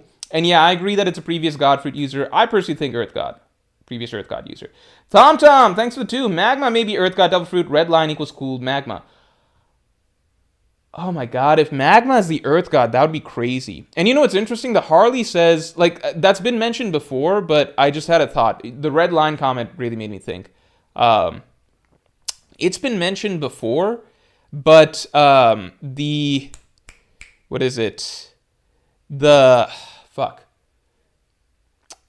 is it? Yeah.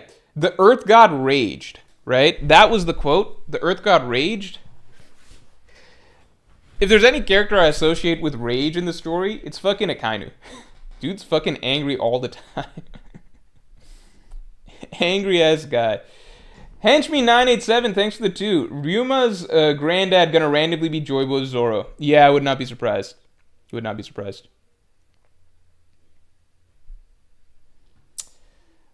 Treviso, thanks for the 2. Loki downplay works. Oh no, we covered this. Taptio says Roger isn't in his prime equals Kuzan was holding back. I mean, I personally do believe that, again, I change based on what Oda tells me, right? So, I felt during the God Valley flashback that Roger was in his prime. I'm like, the dude's fucking 40 years old. This is the fight of his life. When the fuck else would he be in his prime? But after that, I think Oda literally in the following chapters said that the characters from God Valley would reach their primes in their in the following years, right? So I think Oda established that the ones who survived God Valley then got stronger after that, right? So I'm not going to argue that Roger was in his prime at God Valley, but I don't think it was far off. Does that make sense? I don't think that there's anything to indicate, age-wise, narrative-wise, it doesn't seem like he was far from being at his prime. And again, the thing I'd remind everybody is, Roger reached the top of the pirate world at God Valley. He was the world's strongest pirate after God Valley. That was the passing the torch between rocks to Roger. So it's not like he was some up-and-comer or anything during God. Roger was an up-and-comer towards the start of the Rocks flashback, but the Rocks flashback takes place over many years. It's made pretty clear that by the time of God Valley, Rocks is the number 1 pirate on the seas, and Roger's the number 2 pirate on the seas. And then by the end of God Valley, it's just Roger takes the torch, right? So you can split hairs over how far off his prime he was, but in terms of his pirate career, Roger pretty much hits the he pretty much hits the peak of his pirate career right there in terms of status as a pirate, if that makes sense.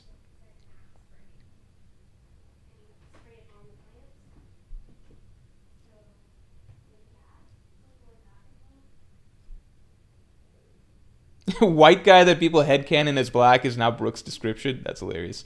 Ender says Roger's hockey bloom chasing Emu out of God Valley. Yeah, that was sad. I was hoping for something for Roger there. But, I mean, the fight was what it was. It is what it is.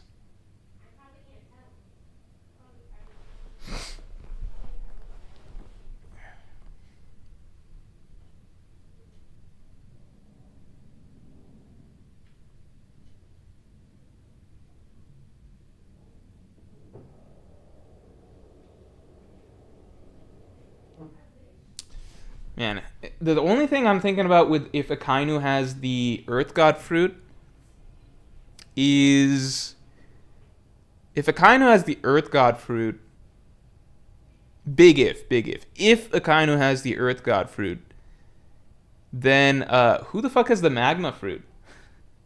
Is there a Magma fruit, or is that just not a thing? And is there a Rubber fruit, or is there not? Is that not a thing? Meek says it's genuinely a tad frustrating that Oda is saving Luffy for so long at this point. Yeah, I don't know who has the magma fruit. I guess the rubber fruit's just not a... Yeah. Earth God versus Rain God? Oh my god, that would be sick, though. If Akainu ends up being... Man... No. If Akainu has the Earth God fruit, I want to see him versus Luffy. Because Dragon's beef is not as much with Akainu, it's with Emu. You know? I don't know. Harley said Serpent of Hellfire. I don't think Akainu's the serpent, though, or anything like that. No such thing as a rubber fruit, Vegapunk confirmed it. Yeah, he did say something along those lines. I think everyone in One Piece is racially ambiguous, you know? I think people kind of take certain design cues too far, which is first of all, almost every character in One Piece is shaded very similarly, right? The only times he really strays from that is when it's like other races, you know? Like literal races, not like, you know, real world, like Asian, white, black, or anything, but like literal, like Lunarian, stuff like that, you know? So I think everyone in One Piece is racially ambiguous. I think people think that the Afros and... No! You know what? Never mind. I'm being stupid. Literally, Usopp outright says in the Davy Backfight arc, he says some racist ass shit. But I can't forget, like, he says it. Let me see what the quote is. I don't even want to repeat it unless I misquote it, in case I'm misquoting some shit here. But in the Davy Backfight, Oda has Usopp say some racist ass shit before Luffy fights Foxy. Hold on. It would be probably around chapter like 316 or something. Let's see. What does he have Usopp say? Oh, okay. All right. Let me go one or two chapters back.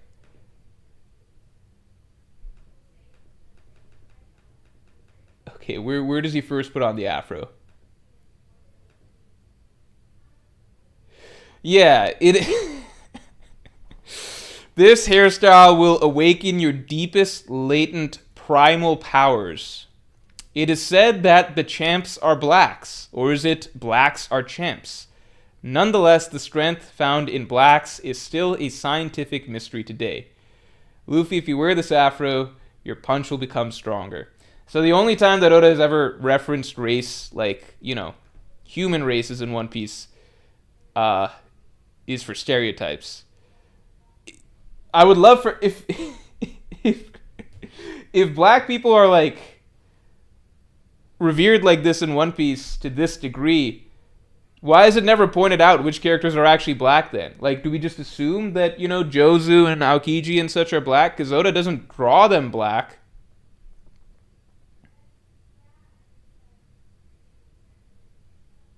Henchme987, thanks for the 2. Every Logia just a god fruit in disguise now.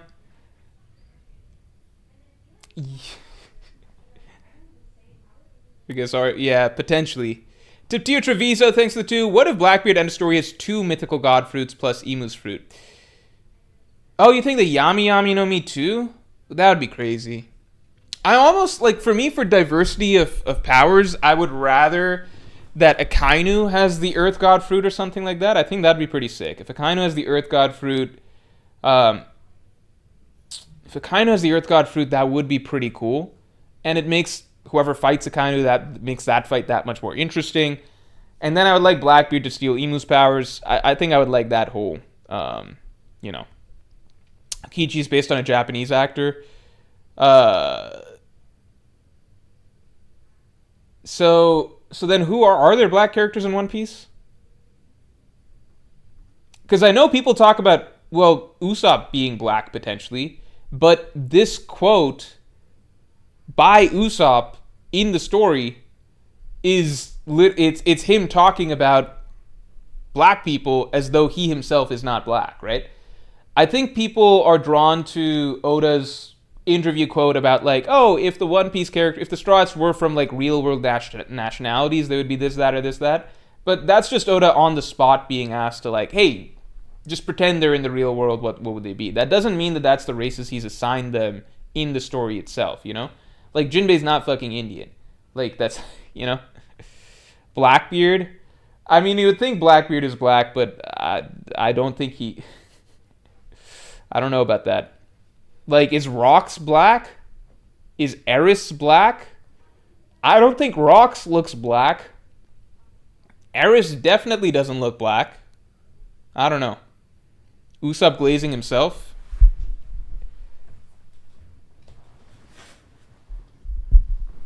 That one black clown from Buggy's crew? Yeah, I don't know.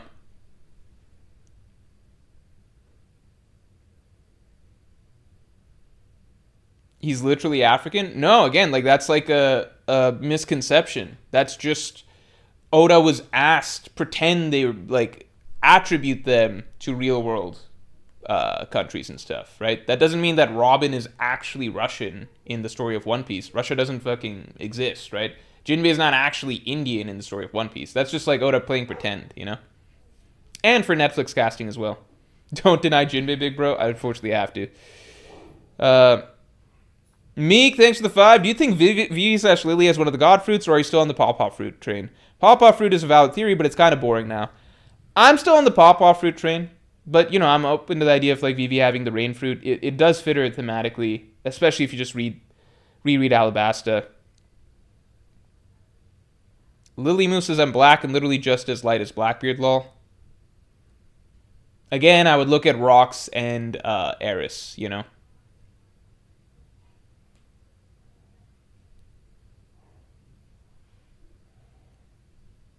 Oda said Blackbeard is based on Somalians. Again, I'm really trying to stress, just because Oda is like drawing real world references does not mean that that's actually what the like as far as we can tell, all the characters in One Piece are pretty racially ambiguous, you know? Like, again, I'd point to the Jinbei quote. What would Jinbei be in the real world? Like, fucking Indian. It's like, okay, does that mean Jinbei's Indian in One Piece? No. Is Nami actually Swedish? No. Is Robin actually Russian? No. You know? Is Luffy actually Latino? No.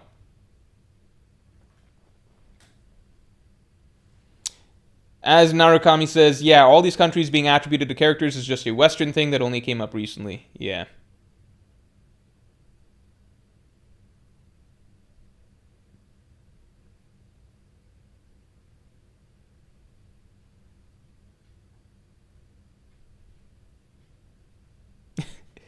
I am Sovabame says, show me an Asian or white guy with a black afro. That's like literally such a genuinely terrible argument, because by that logic, it's like, okay, show me someone born with fucking pink hair or blue hair or orange hair. Like, it's a fucking, it's an anime. These aren't real characters, right? What the fuck?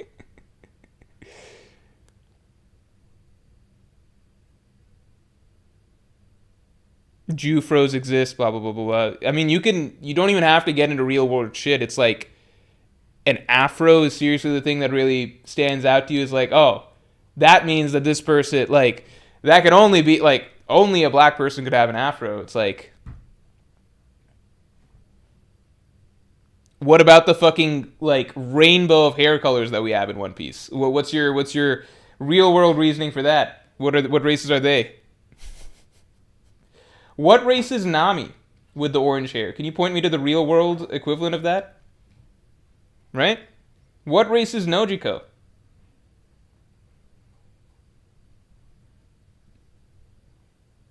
There's a fucker with a hotel chin, says Tom Tom. Yeah, exactly.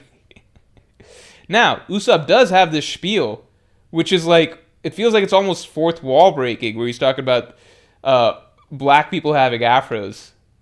But then at the same time, it's like, Usopp is not claiming to be black here himself, so I'm just like, what's going on?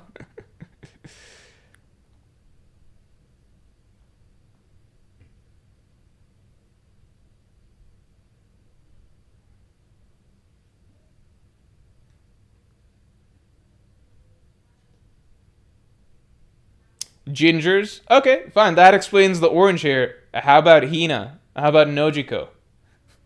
How about Rebecca? How about fucking Zoro? What hair is the green race people from?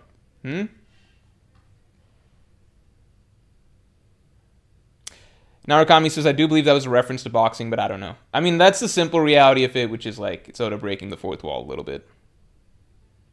What if they all dyed their hairs at an early age? So does Zoro like keep up dyeing it like every week? Where did he even get that dye at Mihawk's castle?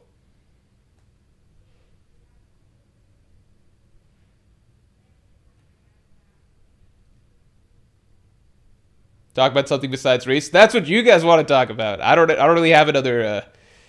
What do you call? I don't really have another. This is what the discussion has basically become. Chris Morales says it's not a Western thing. People think of Japan when they see Wano, and that's the same with many other islands, characters, etc. in One Piece. Yeah, I think that the islands and the cultures are definitely inspired by real-world societies, right? I think that in terms of race, the One Piece world is genuinely portrayed as very racially ambiguous. Like, because Oda's not like, if we're just taking a step back here, right? It's one thing to draw from different countries to come up with civilizations that are inspired from them, right? But it's very different from like attributing races to each of those locations in the world of One Piece, because in the story of One Piece, Oda is concerned with race, but he's more concerned with the fantasy distinctions of races, right? So you don't really see any sort of references to humans having different races in the One Piece world ever, right? That Usopp quote is the one and only time I can think of that there's a reference to that. But aside from that, everyone is treated as basically just being the same race, because what Oda's more interested in is his fantasy races, right? The discrimination that happens between humans and fishmen, or minks, or mermaids, right? Or giants, right? Like the stereotypes that come with being a giant from Elbaf, things like that, you know? That's generally what Oda's more interested in. That's why, like, race just doesn't ever really come up. Like, human races doesn't really ever come up in One Piece. There's not really any indication that what race a character is from our real world is ever supposed to matter. And there's not really any indication that, like, characters even, like, visibly recognize other characters as being, like, other humans as being different races. Like, I've never heard, like, Vivi's from Alabasta, right? So, in theory, by that logic, Vivi would be, what, dark-skinned or something like that, right? But when she's revealed as the Princess of Alabasta, like, she and Igaram are drawn the same as the other Baroque Works members. And when she and Igaram are revealed to be from Alabasta, nobody's like, oh, that's why you fucking look Egyptian or whatever the fuck, right? That's why, like, Kinemon, Momonosuke, etc., they're able to hide the fact that they're from Wano, because it's not like Wano is literally supposed to be Japan, where anybody can fucking tell that these two are Japanese compared to whatever other ethnicities everybody is. Does that make sense? Like, so I don't know. I think it's a lot of people wanting characters to be a certain race here or there, you know? I think genuinely pretty much all humans in One Piece are drawn to be racially ambiguous, and Oda prefers it that way because he's not interested in talking about human race. He's talking about general concepts to do with his fantasy races, you know, that he invents.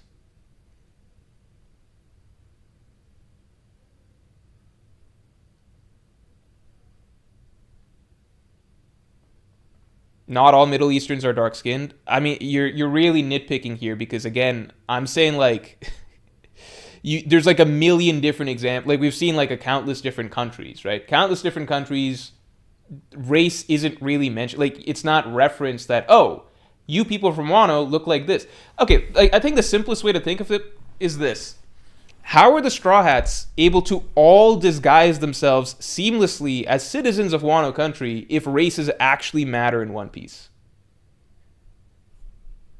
Like, like, what the fuck? Like, it's like, oh, there's some outlaws on the loose out here in Wano. Look at all these fucking white people amongst us Japanese people. Fucking found him. The whole fucking plot of One Piece doesn't work if like, if races are genuinely a notable thing in the story, you know? This is getting kind of stupid. Like, Oda draws characters pretty much all the same. He changes cultures, but not really how he draws characters. And he never really has characters recognize or point out when somebody else is clearly not from a certain culture or looks distinct from everybody else there. The only human races are normal people and celestial dragons. I mean, that's what they claim.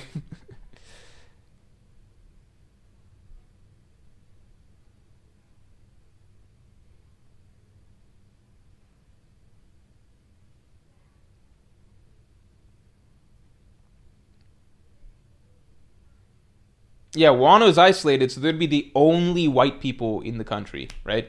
And in Usopp's case, according to people, like, the only black man in Wano, which should fucking draw some attention, right? It's like, bye-bye Totoro. It's like, what the fuck? What is... Who the fuck are you? Basically, everyone in One Piece is Japanese then, Japanese fantasy. Again, I think it's a fantasy world, racially ambiguous. That's all that really matters there, you know?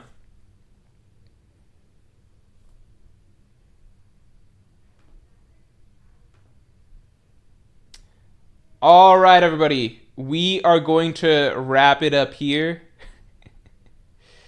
Yeah, we are going to wrap it up here. Thank you all for tuning in. Yeah, thank you all for tuning in. Last thing I'll share, which is just a fun thing that I figured now is a good time to share. I got engaged last Friday, not this Friday, but last Friday. So I am very happy about that. I could have shared this on last Monday's stream, but we're announcing it in bits and pieces, kind of. So there were still some real life people we hadn't told. I didn't want to share with people on stream or whatever until I've told everybody in my actual real life circles. But yeah, I'm engaged. We're engaged, so we're very happy. And yeah, just thought that was a fun thing to share. And yeah. I didn't want to lead with that because then, you know, obviously you guys want to talk about the chapter and everything, but it is something important in my life, so I just felt like it was a good time to share. So yeah, kind of crazy. Yeah. That's all. Hope you guys enjoyed the stream. And yeah, with that, I will talk to you all later.